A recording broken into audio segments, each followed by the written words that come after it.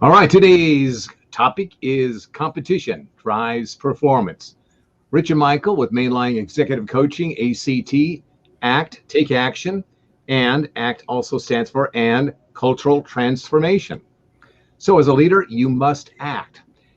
Today, the activities and mindset of competition are what we're going to be discussing. Joining us, we're very happy to have Trevor Maloney. He's been on before. Trevor, introduce yourself. Remind us, your background with John Matone and all that good stuff. Just bring us up to speed for those who have never seen or heard you before. Yeah, well, thanks guys for having me on again. I feel like it was just a short bit ago, and I'm super pumped to be back. I guess the quick background is I've been a part of John Matone Global and ILEC for a combination of almost 7-8 years now. I've handled business development efforts, domestic and internationally, right, for over 5 to 7 years, like I mentioned. I also speak, and in the past I've coached my own clients as well. Super passionate about a few things in life: human performance, mindset, and leadership development, right? And those are that's the world, and that's the stuff that I love to talk about and live each and every day, right? And so that's the short story. There's a long one, but that's the short one. I got to ask you about the human performance part, Trevor. There's some pretty cool videos of you on LinkedIn right now. Mm-hmm. Yes. Yep. Throwing some pretty big weights around. Yeah. So a part of I've always been somebody who believes in testing the mind, the body, at the highest level, right? And so as growing up, I was a baseball athlete, and so there was that competitive drive there to kind of test my potential and obviously my performance, right, as an athlete in baseball. And I did that until I was 23 years old, so my entire life. And when I finished playing baseball, I entered into the business world, right? And then I had to recreate that same energy and drive for performance and competitiveness, and it was difficult, right? I mean, through sales you can create that confidence and confidence and competition, right? But I think ultimately I was missing something, and it was the athletic performance. And so what happened was I started to get into CrossFit, and I'll never forget, my wife took me for the first time, and I was like, oh, I got this. I'm an athlete. I'm a Division I baseball athlete. This is going to be a breeze. And I got smoked the first time I did a CrossFit workout. And that was about, I don't know, maybe 4 or 5 years ago. And since then, when I realized that this whole CrossFit thing, this fitness thing, beat me as somebody who was always a fit, athletic person, I was challenged, right? I got destroyed in that workout. And I said, you know what? There's something to this. And since then, I've been on a track of trying to become the fittest and most mentally strong athlete that I can. And, we look at today, and this last year in the Open, I was, top 4%, top 10% in the world, something like that. And I train twice a day, most of the times a week. And it's just a way for me to, the way I look at it is like this: if that's the hardest thing, most likely, that I'm going to experience in a day. And so everything else after that becomes a breeze, because I'm starting my day with competitive nature and I'm ending my day with a competitive nature. And so if things go wrong in business, if things go wrong, in other areas, it's like I've already put myself through a challenge. And so I'm not taken off guard, right? And so I think that's you see some videos out there. That's just me kind of in the midst of performing at various levels in CrossFit. And I tend to put those out there here and there on LinkedIn and stuff like that. So, well, that's outstanding. That's great to hear that from you. Give us that mindset of that winner, that competitor. That's great stuff. Thank you so much, Trevor. Of course. Let's get into some points that you brought over to here to discuss today. The first one, the killer of collaboration in business. What is the killer of collaboration in business? Yeah. So this actually came to my mind from fitness again, right? I get a lot of my thinking in the midst of workouts or things that I experience from a fitness perspective. And I often say, well, how does this apply to my business or to someone else's business, right?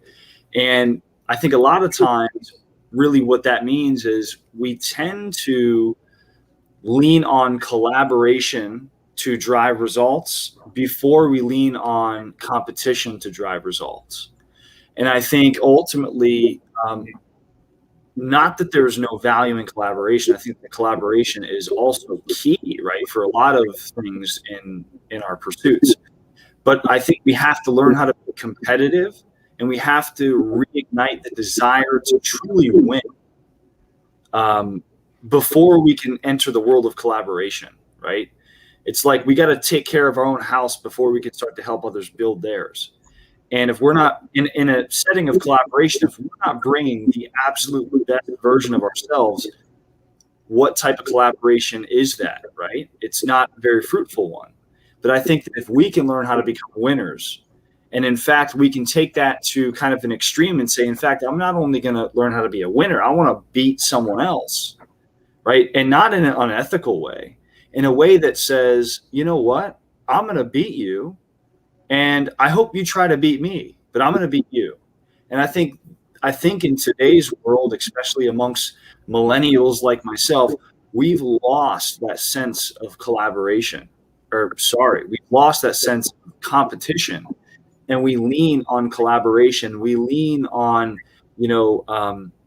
kind of morally superior type of mindsets that make it seem like we're doing the right thing, but instead it's an introspection that we need to say, you know what, we need to take care of our own house. We need to become the best we can be, so that when we enter into collaboration, when someone does need our help, we can show up in the best way that we actually can, right, with our absolute best potential. If that makes some sense to you guys. Oh, that makes great sense. That's just, I've never heard it said quite like that. That was brilliant. Yes. Because there really is a whole lot of this moral stuff going on, right? And the fact of the matter is, if we're attempting to put some sort of collaboration together, but we're not bringing our best to it, what we really do is, we used to call it symbiotic relationships, where it takes two people to make one person. Exactly. Yes, exactly. So it's what you got is two people that are not really independent or independently managing their own selves. They're not autonomous. Yep. So you've got kind of this other person and this other person. They're kind of dependent on each other. So you just create a weakness rather than a real strength. It's when people show up as strong, motivated, skilled individuals that can then work interdependently. That's when collaboration really works. That's when the best stuff happens, rather than everything's kind of breaking down and falling apart. And then all of a sudden you get into, it's your fault. No, it's your fault. The finger pointing and the blaming and the shaming starts happening. Yeah. And you know what, to that point, guys, I mean, when I look back at this past weekend, right, I had a team, right? So that's a form of collaboration, right? I mean, we were a team of CrossFit athletes, and in the midst of that team, right, there's also individuals, and those individuals are myself, my buddy Kyle, and Johan. And when one of my teammates was going up to do a ring muscle up or a deadlift or what, fill in the blank for whatever exercise it was, I would watch them. And when they would come to tag me in, I would want to do it faster and better than they did. But they were on my team. And you ask, why would you want to do that? And it's because, well, if I go faster than them, then I'm making our team stronger. So if I'm outperforming even the people inside of my own team, I'm only aiding to the strength of our team. Right. And I think that we're just missing that. Not only really, in the millennials in the world, but really all over. I think we've been taught this idea of, just overvaluing again that just being nice, right? And I think that there's some holes in that we can really poke at, for sure. Yeah, that's really well said. Again, that's being too nice. It becomes a kind of a passive aggressive way of who can be the nicerest. Mm-hmm. That's the way to put it. You know what I mean? Yeah. So what you're talking about. So you're talking about this whole other mindset of, the competition, and being my best hopefully inspires you to become even better, to bring more of it forward on it. Yeah. Rich, I know you've been in competition. Right. This kind of stuff that you've been in, how that's what Trevor's talking about work with you when you're with your skiing and all that kind of stuff? A lot of that is, here's the thing about competition, and it can go two ways. It can either create excitement around what you're doing, or it can create anxiety around what you're doing. And a lot of that depends on how you approach it. The competition, with how it's going to be done, and how the leaders or whoever is laying out this competition as well. For example, if they come to you and say, there's going to be a prize at the end, you're going to get this prize, it's going to be wonderful, that creates excitement around that competition. And so everybody tends to be more innovative. Everybody tends to push themselves, like Trevor was saying, push themselves harder to be and be more innovative in order to get this, and approach it in an ethical way. But if it's approached like, if you don't win this competition, you're going to lose this, whatever it is, you're going to lose money, bonus, an opportunity to carry on. It creates a lot of anxiety around that competition. And so there's both a physiological and psychological impact, the way you either approach competition or it's laid out for you. And here's case in point, Wells Fargo. Wells Fargo, everybody here remembers what happened to Wells Fargo a while ago. And that was all about creating competition amongst the employees. Well, the anxiety that was created around this did not create innovation. It created some employees to go out there and create millions of unauthorized bank and credit card accounts in order to boost their numbers in this competition. And so what happened, that anxiety created an unethical approach to this competition, which for a very long time put Wells Fargo in a bad light. And I don't know if they've come out of it or not. It just, and that comes the same way you approach competition. Are you realize you're going to win something, which could be improving yourself, or you tell yourself, if I don't win this, I'm going to lose something. And then it's either comes down to being innovative or unethical. Yeah. Have you guys been watching that Netflix series called Cobra Kai? Yes, I actually watched it when I had COVID. The whole thing. I mean, what we're talking about here is really being, acted out in that show. The people who will do whatever it takes to win, and even if it means cheating, they will go and they will do that. Then there's kind of the other end. Well, we don't want to be too pushy about this thing. And you can just see these two dynamics figuring out, how do we do this in such a way that not only do we bring our best, but we keep our integrity no matter what. We're going to be our best, train hard, but we're also going to be honest, forthright people that says, we're going to play by the rules, but we're going to push really, really hard. I think that's a very interesting thing that's happening in our culture, that very series itself, because it really does get into this very thing about the moralists and then the bullies. And then there's this other place called the people that are really ethical, that are really moral, that are really highly committed and competitive. Yeah. And it's very easy to blur the lines between, being ethical and being nice, right? Because sometimes the ethical thing to do isn't to be nice, is to be assertive and to be direct. Right. And there's an element of competition to that, right? Because Rich, you kind of brought up a really good point, which was, hey, some people were anxious, others were, innovative, or they were excited, or they were passionate, right, to get a goal done and successful. And I think that in our minds, right, we don't understand the difference between that, right? We don't understand the difference between anxiety, fear, excitement.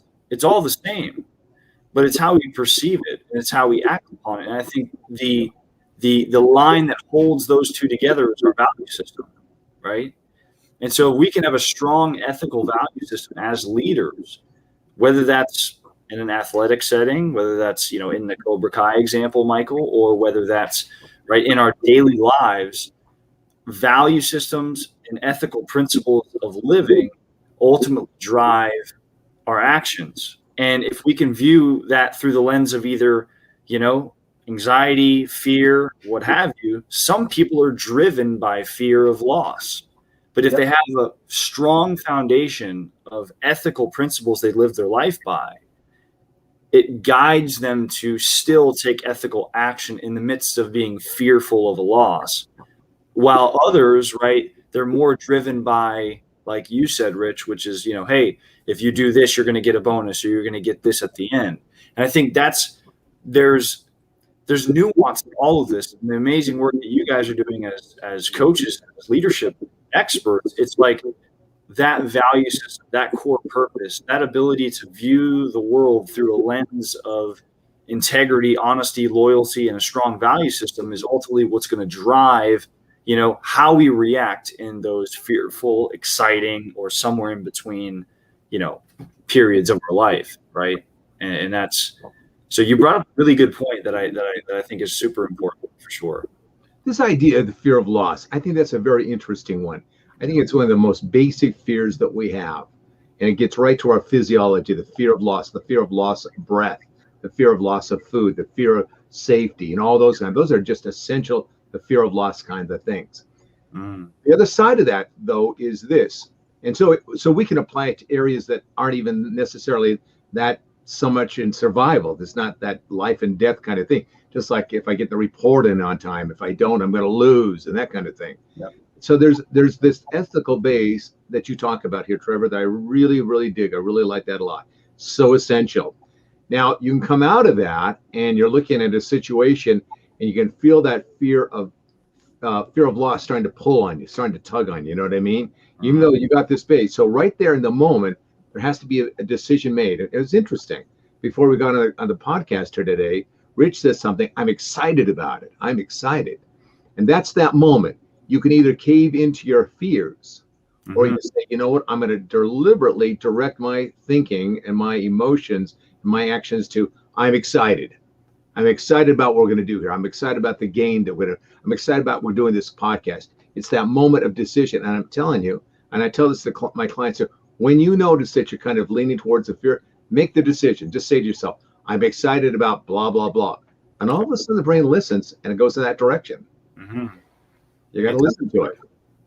All right. Let's talk about this idea. This is a very exciting conversation we're having here, guys. I'm very appreciative of it.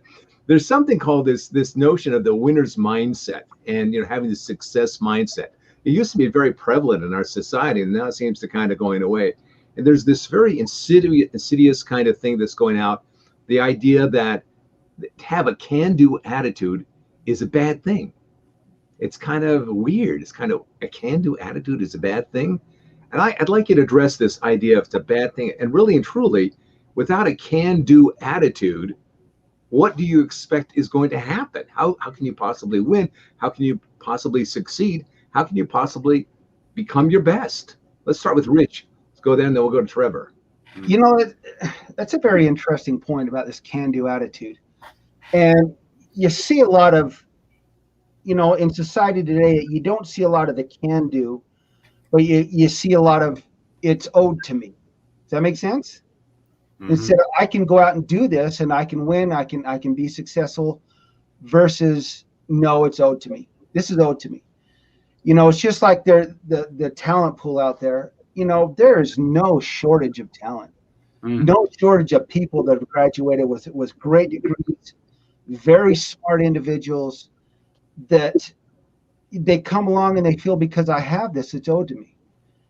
And instead of getting out there and really working hard and buckling down and using those skills and talents they've learned in order to push themselves further, compete, they don't do it. And so there's no heart. It's the problem is not the talent. The problem is not this can do. The problem is it's owed to me. And so if you develop this can-do attitude, I can get out there and I can do whatever, it's going to take to get over the next hump, which I think is kind of becoming a lost art. If you really, in my humble opinion, I think there's too much out there that it's owed to me. It's, the can-do attitude is not as prevalent as it used to be. Okay, great. Trevor. Yeah, that's super interesting. And kind of I want to take a different spin on it, right? Because I totally agree with you around the can do, right? There's this loss of kind of focus there where it's like, hey, it's owed to me. It doesn't matter if I can do it. I should have it, right? Right. But then there's another set of people. Oftentimes they're great leaders and great performers in many different capacities that understand their capability culture in their own individuality, which is the can do. But then when we get to the next phase and you talk about will do, right, the actual phase of action, Yeah. I think that there's a something interesting is happening out there where a lot of people who are extremely competent and driven individuals are almost afraid to tap into the success that they're designed to have on this earth. And I think a part of that is because they're afraid of leaving somebody else behind, right? And that's another kind of shift I've felt like in the leadership culture and culture in general in society today is it's a bad thing to be really successful. It's a bad thing. And we've heard that time and time again, right? And so when we look at can do, will do, and then ultimately, right, must do, I think there's some just again, there's this feeling that if I'm successful, that means I'm making somebody else less successful. And ultimately, we have to understand that anytime we put a hierarchical system in place, there's going to be people that rise to the top and people that don't, right? And we can't get around that. There's no way to get around that unless we make everybody, get paid the exact same amount of money, get the same amount of opportunities, get the same, and there's no way we can do that, right? And so the way I view it is can do, nothing is owed to me. That means that I owe everything to myself. And will do means, hey, listen, like I can be as capable, talented, smart, you fill in the blank as I want or as I am. And if I don't actually take action because of a fear of success or because of fear I'm going to leave someone behind, I'm always going to be where I am. And I think that, one of the things that I love about a famous person that I read named is Dr. Jordan Peterson. He says that everything you do matters, right? And I really believe that. Like every single decision we make on a daily basis actually matters. It makes the world either a better place or a worse place. And if you don't step up to that will do, if you don't take action, then I think that you're not only are you not, I guess breaking away and maybe leaving someone else behind, you're also not inspiring anyone else to become all that they can be, right? And so I know I kind of bounced around a little bit there, but I just really like what you said about kind of that entitlement. And then in my mind, it's like one step further. It's like, well, then the people that actually want success, sometimes are afraid to actually freaking go get it, right? And that's another element of discussion as well. That'd be a good one to follow up on. This conversation reminds me of a story that's told in The Compound Effect by Darren Hardy. You've ever had a chance to read that book. He's a very successful businessman, publisher of Success Magazine, right? Mm-hmm. And he had a secretary that there was doing some promotions and so on, and she was his secretary, and she kind of was left out of it, and she felt her nose was a little bit out of joint. Mm-hmm. And she went to him, well, these people are having all these things, but I can't even get by on what it is that I'm making, working with you. He said, well, let's take a look and see what you're doing. Let's take a look at, first off, how you're spending your money. How do you budget it? And so we helped her kind of start seeing how she could start saving money and start putting things away so that she wasn't running out of, money before the end of the month, kind of a thing. But then he started getting her going, thinking in a different way. It's that whole thing that you're talking about here, Trevor, the idea of the zero-sum game. And that's not real. Some people want us to believe that the zero-sum game is no matter how, it's always the same. If somebody wins, that means somebody else loses. Rather than let's grow the pie, let's find new opportunities, let's develop new opportunities. That's the whole thing. That's what he taught her how to do. By the time she was done, and I think it was just in a number of several years, before she couldn't even hardly, jog. Now she was involved in these triathlons. She was making all sorts of money. She went into business for herself. She became actually a very wealthy woman. She didn't buy the idea of I can't, nor did she buy the idea I'm entitled. There are those two things. I can't and I'm entitled. Instead, she said, I can, I will do, and I must do, and she did do. Yeah. That's what we're talking about here. Yeah, 100%. That's awesome. All right, very good. All right, we're going to sign off. Trevor, it's been great having you here. You're always an inspiration, my friend. Great to have you here. Yeah, thank you. as we unplug and go out our separate ways, anything you want to leave us with, and then we'll turn it over to Rich to wrap it up. I think it's always great to talk about these things in general, right? Whether it's a human performance thing, leadership, a mindset thing, or anything in between. It's always fun to explore different ways of viewing the world, right? That's ultimately what we're talking about here. And there's different ways to do that for everyone, and everyone has different triggers, things that drive them, right? Things that get them, off of the couch, for lack of a better phrase. And I guess my goal, anytime I get the chance to share my thoughts, is to, at least inspire somebody that says, you know what, I've been stagnant for a while. I've been, just kind of not taking my opportunities in full stride. And maybe some of the words that we shared today could have done that for at least one person that listens, right? And so thank you guys so much as always. And that's about it for me. Again, thank you so much. Rich, wrap it up, please. Well, once again, and Trevor, thank you so much for joining us today. It's always a pleasure. And if you want to get a hold of us, we have some new email addresses. So mbailey@intelligentleadershipec.com, or rbarron@intelligentleadershipec.com, or richbarron.intelligentleadershipec.com. Leave us a note. Tell us what you think. You want to hear something else on a future podcast. We welcome all comments, concerns, whatever. So once again, thank you very much. The whatevers. We like those. We like the whatevers.